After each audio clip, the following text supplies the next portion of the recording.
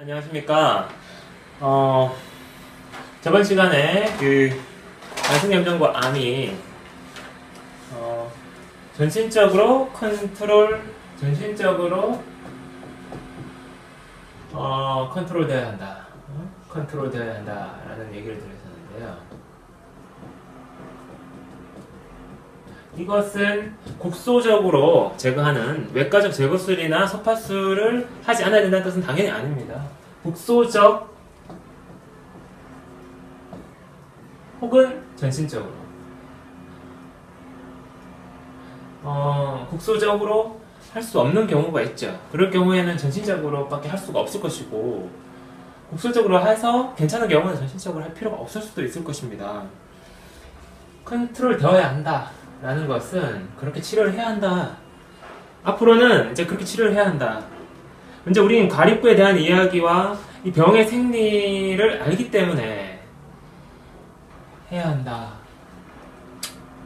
그리고 컨트롤 될 수 있다.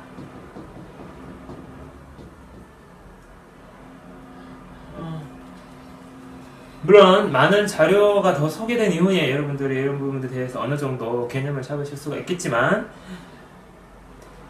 되어야 한다, 될 수 있다. 우리가 교감신경의 과다는 자율신경 지배 원칙에 의해서 가립구를 증가시키게 될 수가 있죠. 가립구의 레벨을 올리게 됩니다. 요거는 두 번째 열쇠에서 아마 설명을 드렸나요? 첫 번째 열쇠였나도 헷갈리는데, 자율신경 지배 원칙, 아부 도우르 교수 팀이 그렇게 했고, 그것이 중요한 의미였다고 아부 도우르는 나중에 회고하게 되면서 이렇게 책을 쓰게 되고, 새로운 어떤 면역과 생활에 대한 어떤 면역 생리죠. 면역 생리. 면역은 진짜 생물학에 머물러서는 안 되고, 우리가 면역에 대한 것도 우리 몸의 생리를 파악할 수 있다. 이것이 앞으로 의학이 나아가야 될 길입니다. 근데 가립구 레벨을 올리게 되면, 교감신경은 가립구 레벨을 올리게 되면, 가립구 증가로 인해서 발생하는 많은 다양한 염증들, 다양한 만성염증이나 일반 염증도 있겠죠. 만성염증. 아무리 조건을 좋게 해도 낫지 않은 염증. 왜 피부질환이 낫지 않을 것일까요? 암조직. 물론 제가 암조직을 만성염증과 동일시 해온 게 지금 강의에서 오래됐는데요. 오늘은 뭐 그 부분에 대해서 좀 더 심층적으로 설명을 드릴까 합니다. 생각해볼까 합니다. 이런 아보 교수가 이야기하는, 그래서 교감신경과 스트레스는 만병의 원인이었다, 이렇게 얘기를 하고 있죠. 결국에는 이 교감신경과 스트레스는, 교감신경은 누구의 것입니까? 환자 개개인의 것이죠. 환자 개개인의 것은 누가 치료할 수 있습니까? 환자 스스로 마음가짐에 따라서 치료 여부가 결정나는 것입니다. 의사가 할 수 있는 역할이 있습니다만은 의사가 모든 걸 해줄 수는 없습니다. 그래서 자기 스스로 병을 치료할 수 있는 시대, 자기 병을 스스로 치료해야 되는 시대, 옛날 가가호호, 집집마다 가족에 대한 질병을 치료해야 되는 시대. 이걸 이재만 선생도 100년 전에 얘기를 하셨고요. 저도 지금 내몸학당이라는 걸 만든 것도, 지금은 내용이 어렵지만 결국에는 각자 스스로 자기가 결정할 수 있는 이 교감신경, 자기 의지에 대한 부분, 자기의 삶, 생활에 대한 부분을 스스로 파악하고 고칠 수 있는, 자기 스스로가 스스로의 의사가 되는 이런 시대가 앞으로는 열릴 것이라고 생각하고 있는 거죠. 그래서 저도 내몸학당을 만들었고, 이런 바탕이 되는 근본이 되는 의학 지식에 대해서 연구를 하고 설명을 드리고 있는 것입니다. 결국 자신의 병을 치료할 수 있는 결정적인 열쇠는 자기가 쥐고 있는 것입니다. 의사는 도우미 역할을 하는 거죠. 그리고 의사는 바로 교감신경의 문제에 대해서 단도직입적으로 이야기하게 되어야 합니다. 그것은 결국 상담을 의미하는 거고요. 의사는 이런 내용을 공부를 하고 환자가 왔을 때 이런 염증들이 있을 때 환자의 생활에 대해서 뭔가 관련성 높은 쪽집게처럼 찝어낼 수가 있게 되는 거죠. 그랬을 때 환자는 그것이 병의 원인이라는 걸 알게 되고 치유의 길로 인도가 되게 되는 것입니다. 먼저 오늘 이야기에 들어가기 앞서서 제가 약간 광고성 이야기를 하나 드릴까 하는데요. 여러분께 도움이 되실 것 같아서 얘기를 드리려고 합니다. 제가 이제 최근에 의학 칼럼을 기고를 한 게 있는데요. 의학 칼럼 구글이나 네이버 같은 것들 검색을 하시면 그 치과의사 송영곤 뭐 이런 식으로 검색을 하면 구글에서 나오더라고요. 그러면은 생활염증의 발산을 허하라 라는 제목의 칼럼이 있습니다. 한 A4 한 장 반 정도 되는 짤막한 글인데요. 생활염증의 발산을 허하라.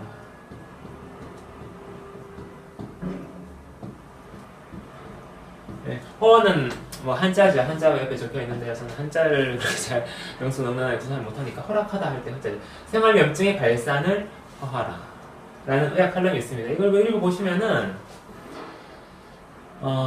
이제 이 칼럼이니까 이제 제가 지금 이렇게 지금 현재 강의하고 있는 상당히 전문적인 내용하고는 조금 다른 각도에서 보실 수가 있었을 겁니다. 근데 이제 이 부분은 이제 사실 염증을 정의하다를 넘어선 개념이거든요. 지금 만한 비밀 이거는 이제 어느 정도 지금 마무리돼가는 단계고 다음 단계 염증의 이제 좀 더 염증의 정의에 대한 게 이제 제 마음속에는 부각되고 있는데요. 그 개념을 담고 생활염증의 발산을 허하라라는 이런 그 칼럼을 최근에 기고한 게 있습니다. 그래서 확인해서 읽어보시면 도움이 되실 거고요. 약 한 달 전쯤에 또 이렇게 기사가 하나 실린 게 있는데요. 그거는 송영곤 원장이라고 하면은 송영곤 원장 이렇게 하면 검색이 되더라고요. 이거 하면 또 이건 안 나오고 저건 안 나오는데 제목이 난치병 클리닉 내 몸을 바로 알자.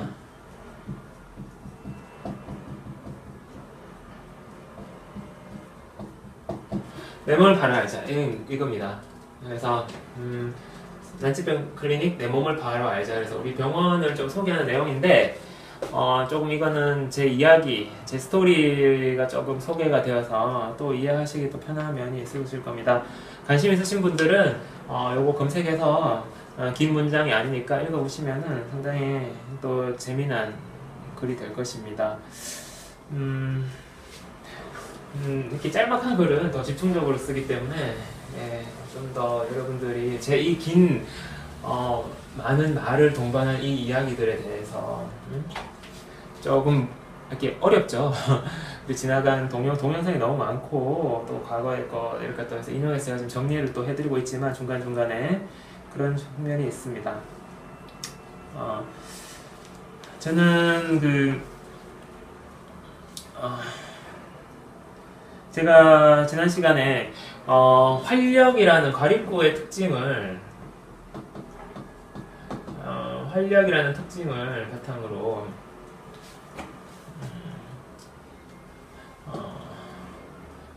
활력의 상승이나 이런 걸 보면서 가리구 가다 증상에 대해서 제가 알기 시작하고 가리구가 증가되었구나, 가리구가 떨어져 있구나 라는 것을 제 스스로 모니터링을 하기 시작을 했죠. 순간적으로 쫙 올라갔다가 내려갔다가 변하기 때문에 이런 부분들이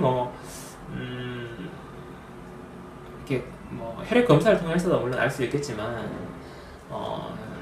증상이 빤합니다.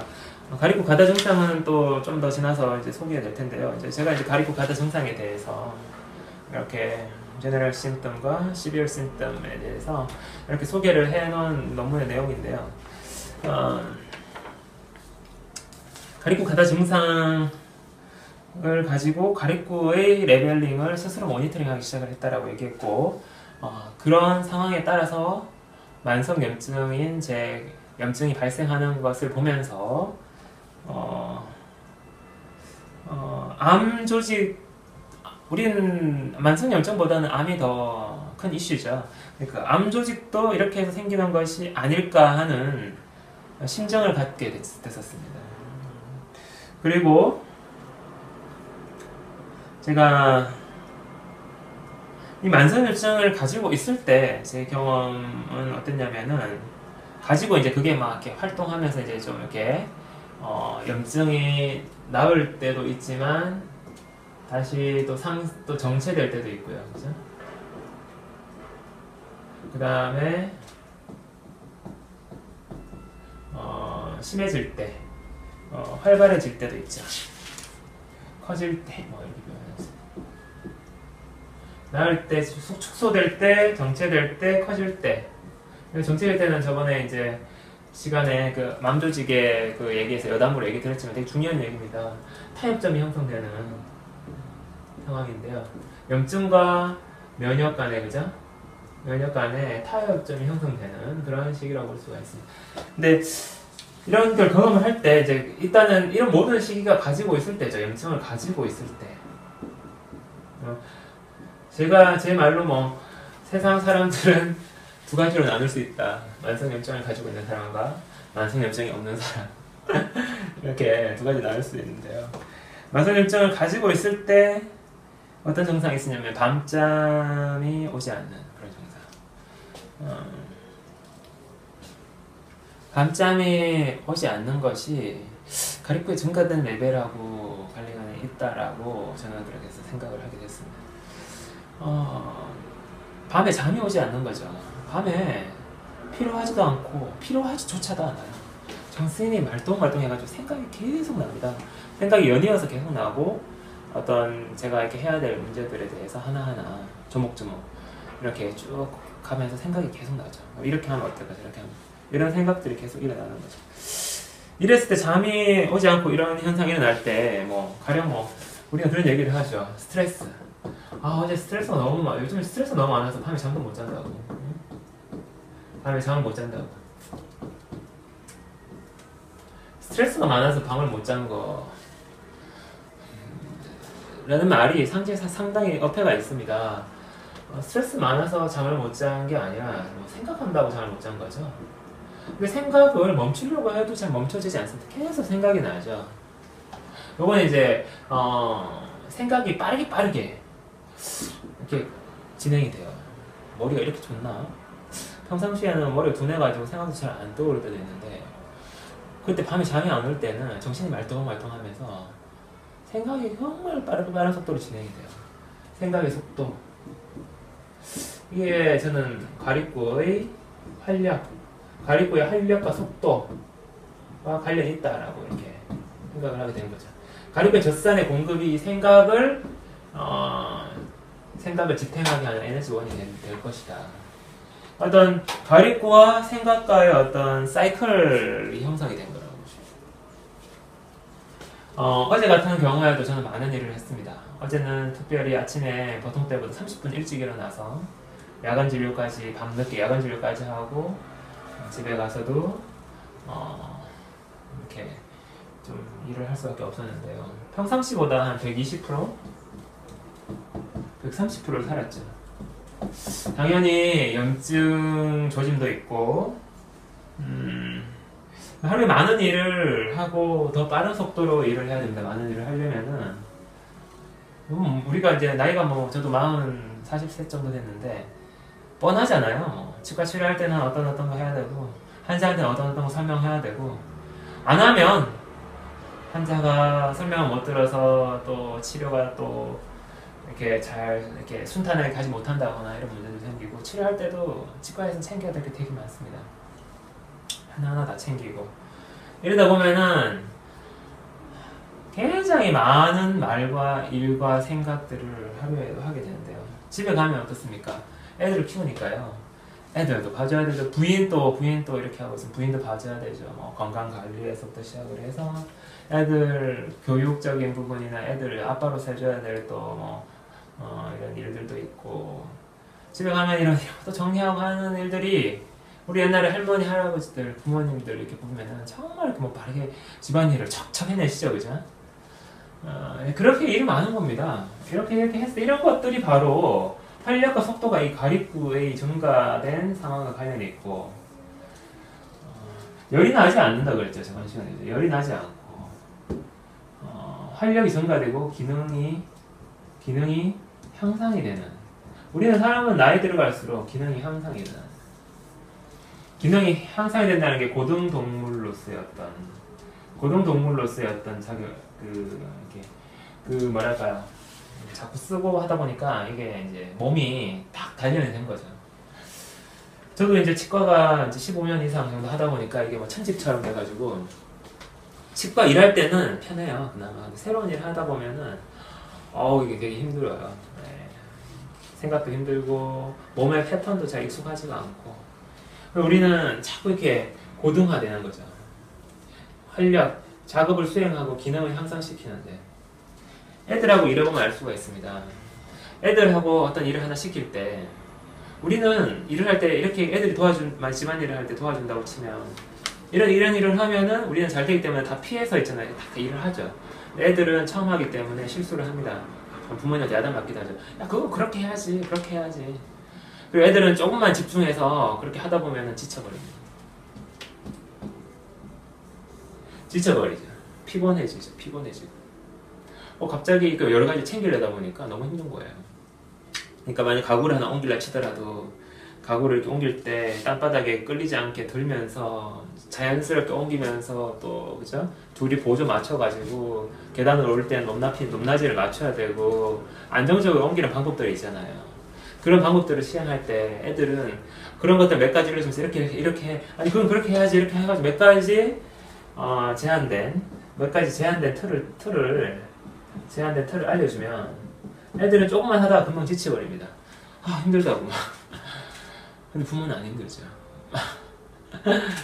그런 차이라고 봅니다.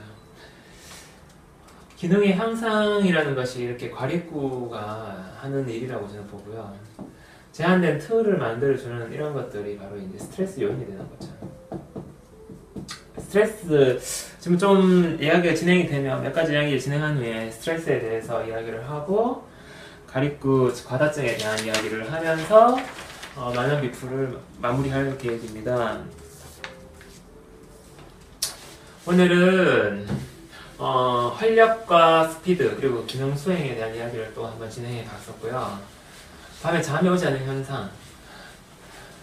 저는 만성염증을 겪고 잠이 스트레스가 정말 심할 때 마치 가립구가 막 몸 안에서 막 폭증하는 것 같았어요.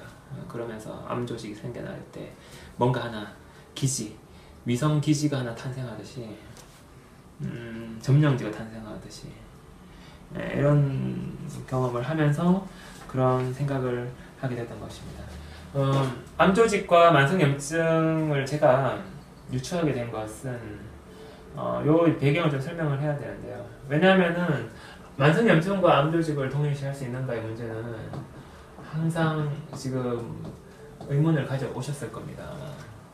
근데 그냥 건너뛰고 지금 이제 그렇게 이야기를 비슷하게 진행을 하고 이제 나중에 설명을 드려야 되겠다라고 생각을 했어요. 이 문제는 뭐냐면은 가립구 증가와 관련이 있는 겁니다. 가립구 증가. 암 조직은 뭐 이렇게 생겼을 겁니다. 만성염증 조직도 뭐 이렇게 벌겋게, 그죠? 벌겋게. 암성염증 벌겋게 적을까요? 벌겋게 이렇게, 그죠? 벌겋게 생겼을 겁니다. 그죠? 만성염증 조직에 있어서 가립구가, 체내 동맥혈에 있는 가립구가 만성염증이 있을 때 증가된다라는 것은, 그리고 그 증가된 가립구들이 여기서 뭔가 작용을 하고 있죠. 작용을 하면서 얘들은 견디는 겁니다. 모여있게 되고, 그리고 여기서 모여있게 되고 증가하면서 견디게 되는 또 에너지도 공급받죠. 에너지. 이게 이제 생존 조건인데요. 가립구 증가증이 체내 동맥혈 발생된다고 말씀드렸는데 암 조직도 가립구 증가와 관련이 있는가 라는 문제에 있어서 일단 그 문제가 바로 핵심이 될 것입니다. 이 조직이 있음으로 해서 가리코가 증가되는 것인가? 뭐 메타스타시스라고 해서 전이 되는 현상이라든지 이런 점령지가 늘어나는 모습이 닮은 점이 굉장히 많습니다. 그렇지만 암 조직이 가리코의 증가라는 것은 조금 더 심도 있게 설명해야 되죠.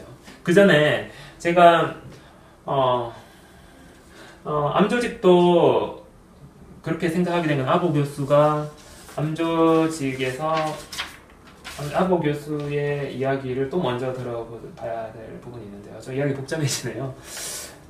일단은 아보 교수는 나중에 아보 교수 얘기는 조금 뒤로 미루도록 하고요. 일단은 얘기를 하고 아보 교수의 이야기 어떤 건지 저랑 구분해서 약간 정리를 해야 될 부분이 있기 때문에 정리를 하게 됐습니다. 일단은 활력이 증가되는 현상, 아보 교수 이야기했던 거거든요.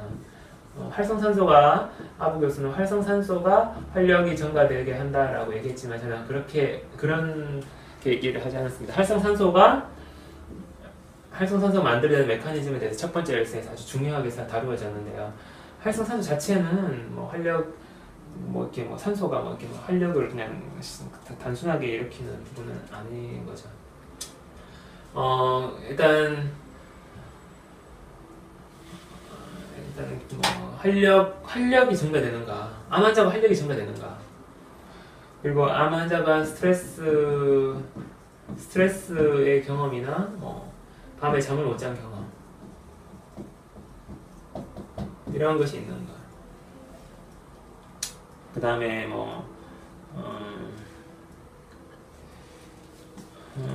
가리코가 증가되고 밤에 이제 가리코 증가, 임파부 감소가 있는가, 그죠? 시소에 따라서 당연히 임파부는 감소될 수가 있죠. 시소 현상에 따라 가리코가 감소되니까요.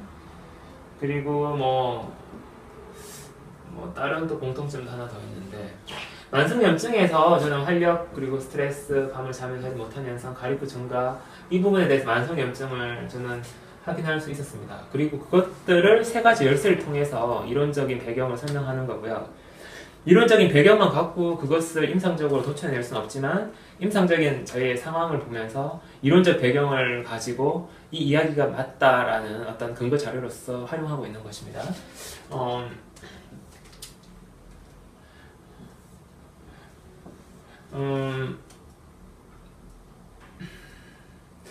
결국 이제 가리코의 증가를 위해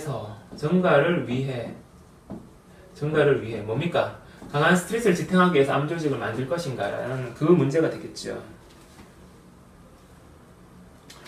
제가 암 환자들을 많이 만날 수 없었지만 옛날에도 한번 말씀드렸는데 치과 단골 환자분 중에서 암이 걸렸었던 분들은 한 대여섯 분 정도 만날 수가 있었고요. 가령 유방암, 구강암도 있으셨고 유방암, 다른 어떤 자궁 쪽나 유방암 좀 많이 있으셨던 것 같고요. 다른 쪽에 암을 겪으셔가지고 치료하는 환자분들, 이런 분들 간혹 많이 계세요. 요즘에 암이 정말 많아지고 흔해져가지고 그런 것 같습니다. 그런 분들 만난 거 하고 또 우리 아는 또 지인의 소아암, 그죠? 소아암도 제가 간접적으로 모니터링 할 수 있었는데 아부 교수의 말과 일치하는 점이 많았습니다. 강한 스트레스의 경험이 있었다는 거죠. 그리고 생각과 활력이 많이 손대되었을 거라고 생각하고요. 이건 생각을 많이 하는 것도 해당됩니다. 스트레스 자체가 활력이니까요. 그 다음에 또 암이 발생하고 암에 이렇게 병원에 왔다 갔다 하면서 막 이렇게 하는 근접된 암이 막 이렇게 있다 그래서 큰 병원 가보라 이런 중간 그런 분들도 계셨는데 밤에 잠을 못 자는 경험 이런 것들이 있는 거죠. 밤에 잠을 잘 못 잤던 경험들이 있더라고요. 제가 대여섯 분에게 공통적으로 확인했습니다. 놀랍게도. 그리고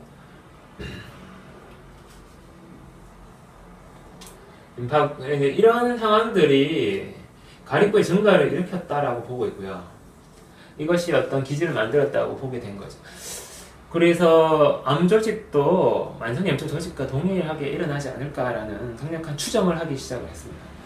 만성염증뿐만 아니라 급성 염증도 마찬가지고 암 조직도 마찬가지고 급성, 만성, 그리고 암 이 세 가지에서 다 공통적으로 나타나는 현상이 하나 있는데요.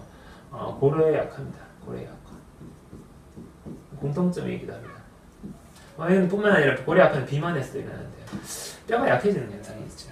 뼈가 뭐 무거워서 약해지는 것 같기도 하고 그런데 다 뭐 암이 무겁진 않을 테고 급성 만성 염증 같은 데서도 좀 하여튼 그 고래 약화를 오래 지속되면 고래 약화가 일어나게 되는 뼈의 약화. 요거는 이제 공통점으로 말씀드려요. 만성 염증과 암의 공통점은 이렇게. 그래서 아부교수 이야기를 한번 정리를 한번 해볼까 합니다. 아부교수는 밤에 잠을 잘 못 자지 못한 경우, 스트레스 등의 어떤 이런 것들이 있었다라고 얘기를 했고, 아부교수의 책에 소개된 내용인데 아부교수 책이 다 맞는 건 아닙니다. 틀린 부분은 좀 걸러냈고요. 맞는 부분에 있어가지고 우리가 뭐 100% 다 맞는 책에 좋은 책이라고 생각할 수도 있겠지만 이렇게 이 선구적인 어떤 연구를 하는 분야에 있어서는 굉장히 틀린 얘기를 안 하는 게 굉장히 어렵습니다. 굉장히 어렵습니다. 가령 예를 들어서 물을 먹는 걸 얘기해볼까. 아침에 물 한 잔이 참 좋더라. 좋죠. 여러분들 다 동의하실 겁니다. 그래서 이건 진실이 아닙니다. 물 한 잔을 아침에 먹는 것 모든 사람이 좋지는 않습니다.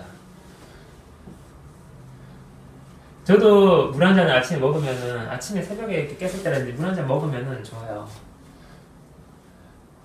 저도 좋다고 저도 이걸 모든 사람이 좋다라고 얘기하지 않도록 되게 조심하는 편입니다. 이게 사실일까?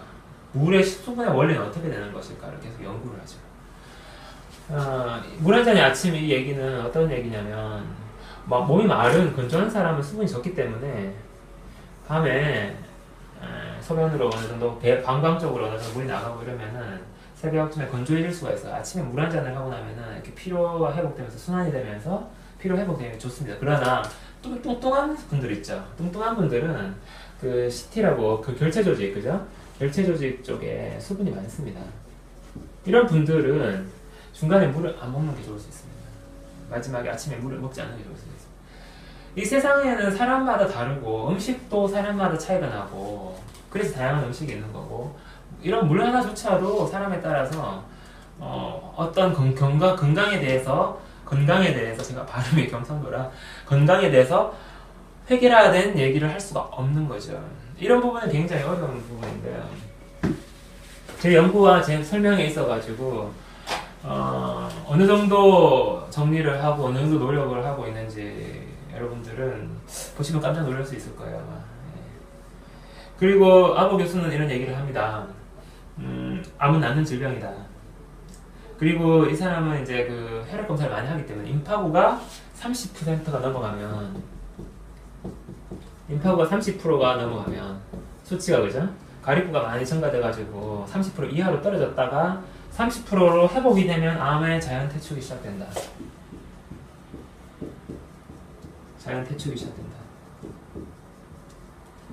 암은 자연 치유되는 사람이 있다고 그랬죠. 그러니까 당연히 암은 자연 퇴축이 되는 게 틀린 얘기는 아닙니다. 근데 그 어려운 암이 큰 병원에 같이 않아도 낫는다고? 자연 퇴축되지만 제가 얘기했지만 만성 염증은 마찬가지로 나올 때, 커질 때,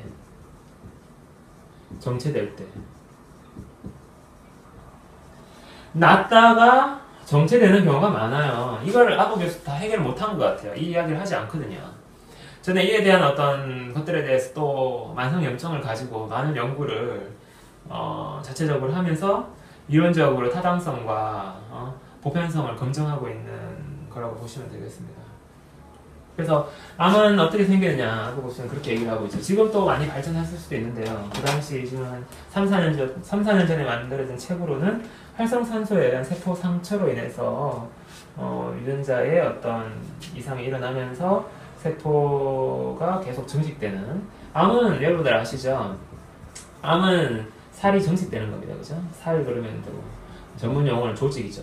암 조직이 증식되는 빨리 자라는 현상을 갖고 있는데요. 활성산소에 의해서 가리구가 많으니까 결국 가리구가 만들어내는 활성산소가 우리가 좀 유해하다라고 알고 있거든요. 일반적으로 활성산소에 의해서 세포 상처가 늘어나면서 활성산소에 의해서 세포 상처가 일어나서 어떤 조직이 그러니까 암 조직이 생겨나는 얘기죠. 암 조직이 생겨나면서 이것이 정식하면 이제 자라게 된다. 하나가 두 개, 세 개, 네 개 되고 이제 이렇게 살이 찌듯이 이제 조직이 발전할 수가 있으니까 암 조직은 뭐 전체 통제에 따르지 않는 그죠?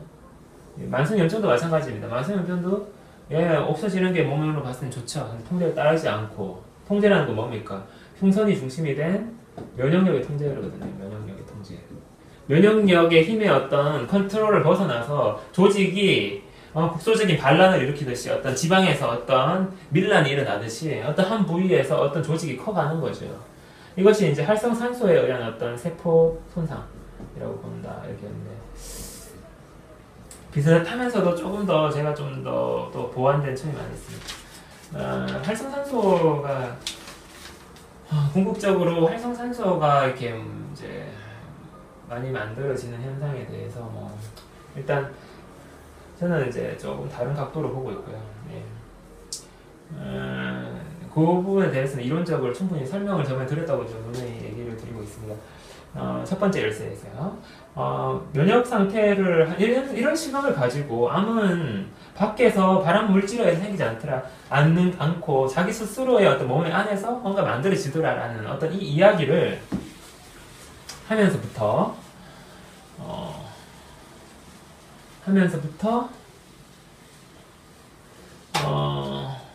시각을 달리해서 암 환자들과 면담을 해본 결과 암에게서는 공통적인 경향이 있더라. 이게 가리구 증가로 인해서 임파구가 감소되고 임파구라는 게 면역세포거든요. 면역을 주 기능을 담당하는 우리 몸의 치유와 회복에 관련된 세포들이기 때문에 면역 억제가 일어나더라. 면역 억제가 일어나면서 가리구 증가되고 이게 암 환자들의 공통적인 경향이었다. 다양한 여러 암 환자들에 있어서 원인은 밖에서 온 것이 아니다. 바로 가리구를 증가시킨 교감신경의 원인이 있지 않나. 저한테도 중요한 메시지였고 중요한 가이드라인을 제공해 줬습니다. 아버 노르게스는 굉장히 존경하는 교수인데요. 이렇게 발상의 전환을 해서 이야기를 나눠보니까 스트레스와 에피소드가 있고 그것은 벗어날 수 없고 타인에게 터놓고 말할 수 없는 이 제한된 틀이라는 이 스트레스라는 거는 나중에 스트레스에서 좀 더 구체적으로 다양하게 얘기 드리겠지만 이 제한된 틀이라는 문제가 있죠. 제한된 틀. 벗어날 수 없고 터놓고 남한테 얘기할 수 없는 문제가 있더라. 동양인이 암이 더 많나요?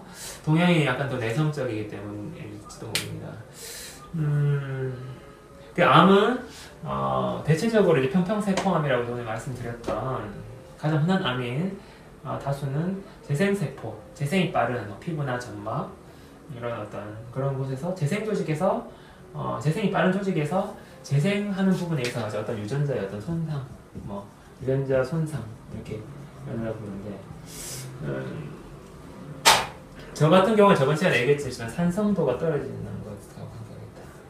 조산의 축적에 의해서 산성도가 떨어지면 가리구가 일정 이상 몸 전체를 봤을 때 일정 레벨 이상 늘어나면 국소적으로 산성도가 떨어지는 가리구가 모이는 장소가 발생하고 이 산성도가 떨어지는 것이 어떤 유전자를 요즘에 손상으로 보기도 하는데 유전자의 어떤 정식 부분을 건드리는 어떤 뭐랄까요? 후생유전학이라고 했잖아요. 그죠? 후생유전적으로 이쪽 부분 산성도가 어떤 몸의 어떤 메커니즘에 저는 이제 제 책에서 다음에 또 설명을 드리겠지만 이제 CL 클로라이드에 대한 어떤 손상도 생각을 하는데 이런 부분들이 어떤 손상이라기보단 유전자의 어떤 부분을 이렇게 건드리는 거죠. 유전자의 어떤 부분을 건드려서 계속 정식되는 부분을 만들어지게 될 수 있겠다. 만성염증이라는 거는 산성도가 많이 덜 떨어졌을 때 그래도 염증으로 생겨서 이런 가리구의 증가를 일어나고 갑자기 더 강한 스트레스, 원래 스트레스를 그래도 그렇게 안 받고 적당히 무난히 살던 사람한테 갑자기 강한 스트레스와 어떤 활력과 문제, 많은 해결해야 될 일과 문제, 혹은 자식 문제, 이런 것들이 많죠. 해식 문제. 해식 문제 때문에 암 생기는 분들 많습니다. 그리고 부모, 남편하고 부부 관계, 뭐 이런 거죠. 이런 관계에서 뭔가 해야 될 일도 많고 계속 뭐 이런 문제 어떻게 해야 되지 계속 고민을 하다 보면서 이렇게 갑자기 산성도가 이렇게 일부 확 떨어졌을 때 일정 이상 떨어졌을 때 가립구는 더 많이 치솟고 산도는 pH 산도는 더 떨어지고 이렇게 했을 때 유전자가 암 유전자가 작동하면서 조직이 생겨난다. 그 조직은 바로 필요에 의한 염증이다. 필요에 의해서 생겨났지만 결국에는 반산소적인 특성으로 인해서 산소적인 몸을 일단 죽이는 결과를 초래하는 필요에 의한 염증 조직이었는데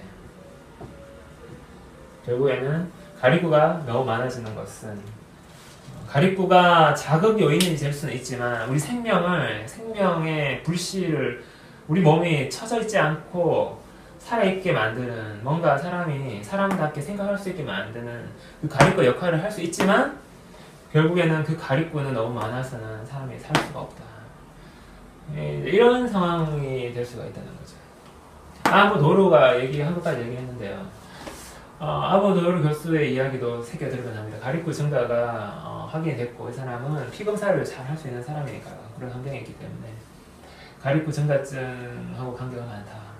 그럼 제 이야기에서 암 조직이 형성되는 것들과 만성염증이 형성되는 것들을 비슷하게 볼 수 있지 않은가. 그리고 첫 번째, 두 번째, 세 번째 열쇠에서 바로 그런 메커니즘들이 설명되고 있다라고 저는 얘기 드리는 것입니다. 오늘은 여기까지 진행하도록 하겠습니다. 예, 감사합니다.